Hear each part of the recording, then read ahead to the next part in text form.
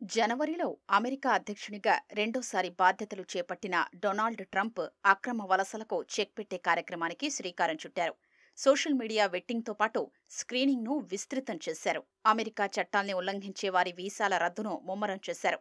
గతంతో పోలిస్తే వీసాల రద్దు రెట్టింపైనట్లు అమెరికా మీడియా కథనాలు వెల్లడించాయి. జనవరి నుంచి మద్యం సేవించి డ్రైవింగ్ చేసిన 16,000 మంది వీసాల్ని రద్దు చేసినట్లు తెలిసింది. దాడులతో ప్రమేయమున్న 12,000 మంది, చోరీ కేసులు నమోదైన 8,000 మంది వీసాలు రద్దయినట్లు సమాచారం. వీసాలు రద్దయిన వారిలో ఈ 3 విభాగాల నుంచే దాదాపు సగం మంది ఉన్నట్లు అంచనా. జనవరి నుంచి 80,000కు పైగా వీసాల్ని రద్దు చేశారని, అందులో 8,000 విద్యార్థి వీసాలు ఉన్నట్లు వాషింగ్టన్ ఎగ్జామినర్ ఓ కథనంలో పేర్కొంది. ఇదే విషయాన్ని ధృవీకరిస్తూ శ్వేతసౌధం మీడియా కార్యదర్శి కరోలిన్ లీవిట్ సోషల్ మీడియాలో ఓ పోస్టు పెట్టారు.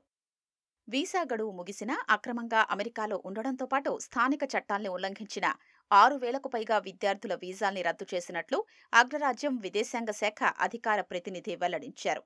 వారిలో కొందరు ఉగ్రవాదానికి మద్దతు తెలిపిన వారు ఉన్నట్లు చెప్పారు. సోషల్ మీడియాలో అనుచిత వ్యాఖ్యలు చేసిన 6గురి వీసాల్ని అమెరికా యంత్రాంగం రద్దు చేసింది.